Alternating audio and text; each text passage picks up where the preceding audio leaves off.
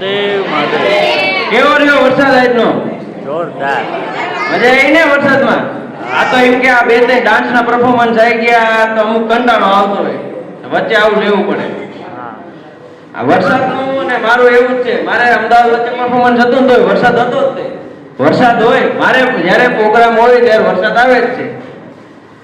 મારું એવું હું બધી એવા જોક્સ કેવું કઈ કહેતો નથી, પણ મારું જીવન જેઠાલાલ જેવું હોય.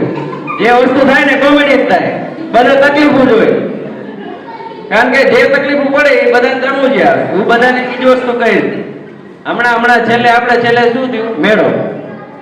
મેળામાં કેટલા ગયા હતા ભાઈ? 7 લાખ જ તે 2 5 10 15 20 બાકીના કાકા મેડમ નતા ગયા? લો કઈ વાંધો, હાલો મેડમ ગયા હોય, એન્જોય કર્યું હોય, મજા આવી હોય. પણ હું મેળામાં ગયો ને એ જ વખતે બધી ઘટના બની. હું સુરેન્દ્રનગરના મેળામાં ગયો, ઓલો ટાવર વાળી જકેડીમાં બેઠો, ઉપર જાય. હું જ બેઠો, ઉપર પહોંચ્યો અને થઈ ગયું બંધ. મેં કીધું મારામાં બંધ થવાનું?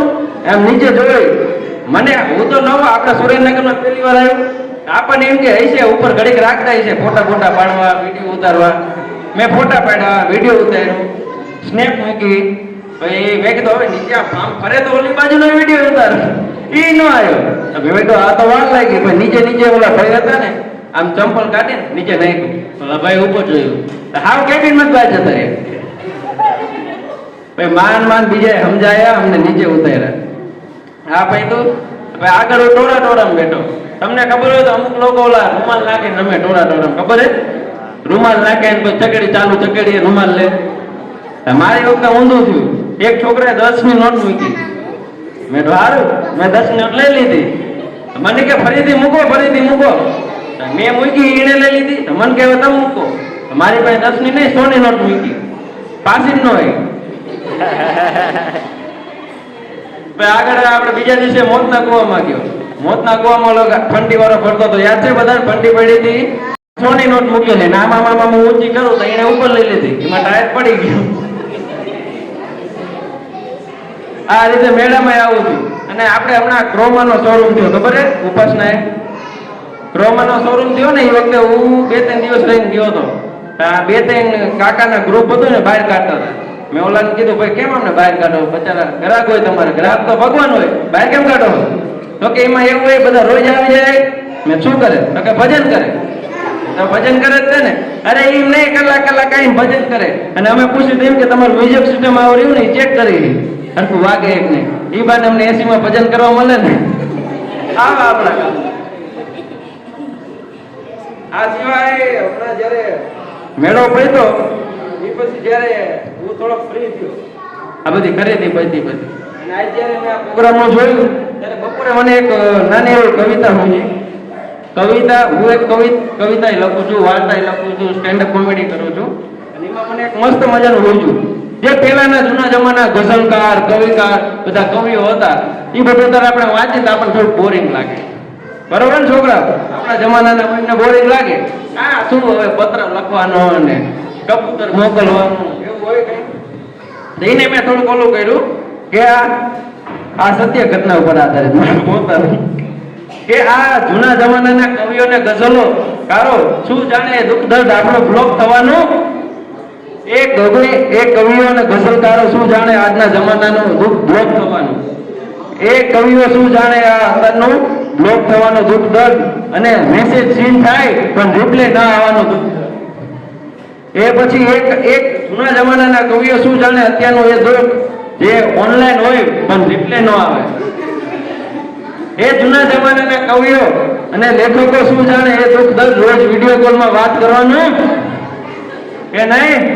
અને પછી એ જમાનાના કવિઓને શું જાણે કે રોજ સ્નેપ ન આવે ને સ્નેપ તૂટી જાય અને એ દુઃખ થાય. એ દુઃખ એ ન જાણે. એ જમાનાના કવિઓ અને લેખકો શું જાણે એ દુઃખ દર્દ જે સ્ટોરી જોવે, મેસેજ સેન્ડ કરે પણ રિપ્લે ન આવે. એટલે આવું હતું. એ સિવાય મારા જોક્સ છે ને, અમારે પહેલા કહેવાનું હતું, મારા જોક્સ છે ને બહુ સમજદાર લોકો હોય, ડાયા લોકો હોય, સમજુ લોકો હોય, એવા લોકો હોય ને એમને પહેલા સમજમાં એ જ લોકો દાંત કાઢે, બીજા ન કાઢે. જેમ બરોબર કાકા બોલ સમજદાર હો. અને આ જે વિડીયો શૂટિંગ વાળા ભાઈ છે ને પ્રણવભાઈ કે મારા ભાઈ છે એ સત્ય ઘટના ઉપર આધારિત અમે બે જણા એકવાર અલા ભાઈ કેવા દે એવું નથી સારું વસ્તુ એવી નથી તું હતો અમે જતા હતા લખતર એક પ્રોગ્રામ હતો ને પ્રણવ કે મને લેતો જા રવિવારે તો લઈ ગયો તો મારું બાઇક લઈને જતા હતા આપણે કેબન સાહેબ પહોંચ્યા એક દાદા હતા મને કે ઉભારું લેતા જાવ તો કાકા બાઇકમાં ક્યાં તમને લઈ જવા તો કે હું ગોઠવાઈ જઈશ પ્રણવ કે ગોઠવા દે વાંધો નહીં કાકાને બેહાડી દીધા